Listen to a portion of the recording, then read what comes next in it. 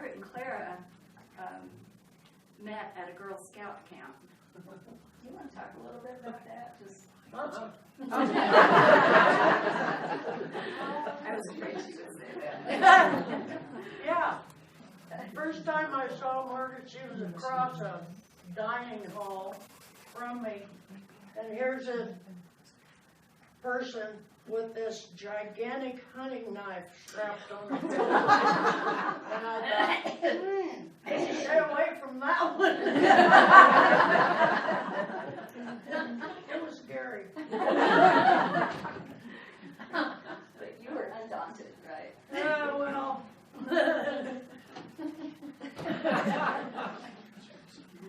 Well, the interesting thing for me was just finding out that they didn't know each other forever.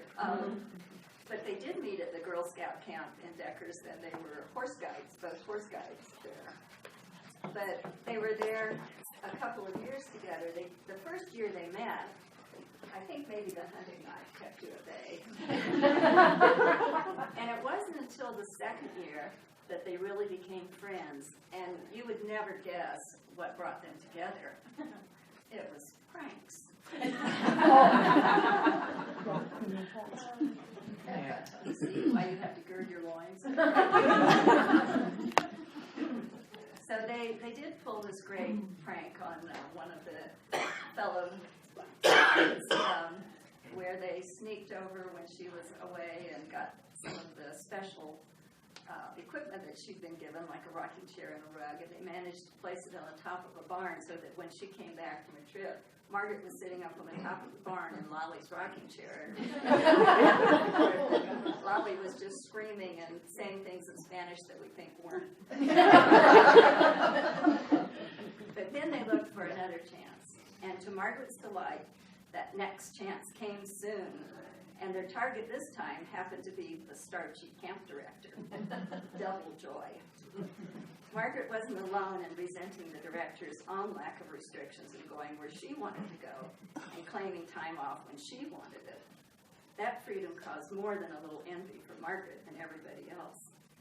So when the woman made plans to go to a special concert at Red Rocks, that beautiful natural rock amphitheater over near Morrison, Margaret thought it was time something be done. She was pleased that Clara agreed. It wasn't just that the director got to go to the concert. It was that she let everyone else know just how wonderful it was going to be. And Margaret and her pal thought there ought to be a little balance in this equation. And she felt sure they were up to the challenge.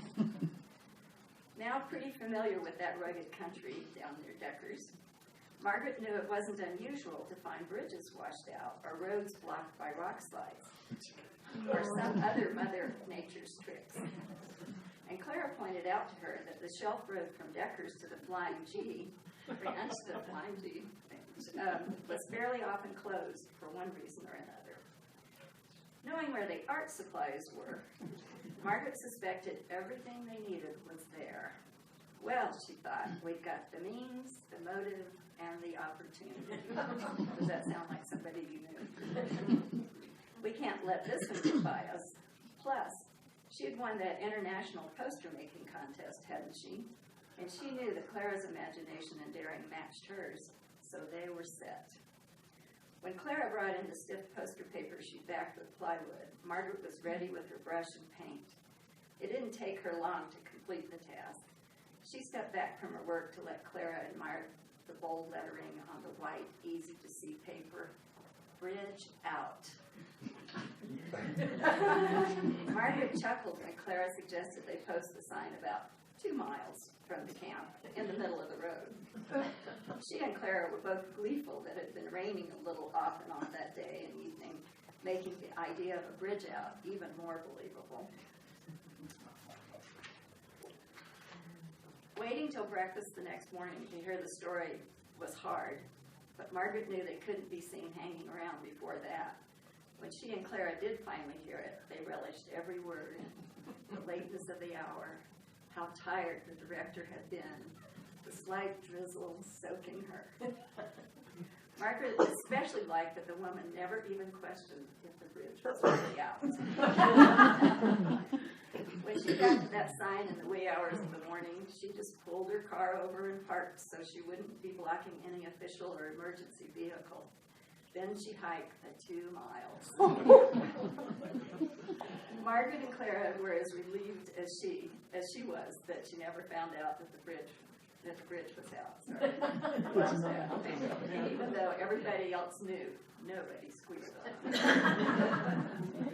So I have just a little bit more, and then I'm going to open it for questions. Margaret, so you're getting ready, huh? I'm ready. Been ready since December. Yes, I've been planning for days, nights. Margaret knew for certain now there was more mischief making ahead of them, but she thought the stuff with Lolly and the director would probably be their masterpieces. Stealing the director's boot in the middle of the night, boots, and running them up the flagpole was small stuff. But it told Margaret once again just how much they thought they could get away with anything. And as the summer went on, they did. But something more important was coming out of that mischief making, Margaret realized. She thought Clara knew it too. It was bringing them closer together, and she thought a really good friendship was starting. And so she was way past pleased when Clara invited her to visit Enrego, Kansas, after the camp was over. One thing Margaret knew from being at the Flying G, she loved the mountains. More specifically, she loved the Rockies. Being in the Colorado Rockies had changed something for her, for sure.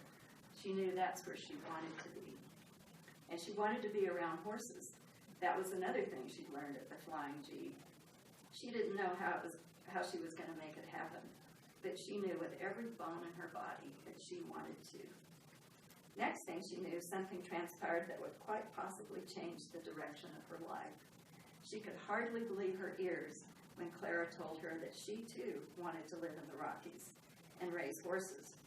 Margaret didn't know who was more amazed that they shared their dream. That dream, Clara or her. Then Clara uttered words that really did change things. She would never forget it. Well, one old maid school teacher can't afford to do too much, but 2 old maid school teachers together can do a lot of damage. And Margaret knew that was absolutely true. A slight thing, a sentence, this one changed the direction of their lives. What good luck, what very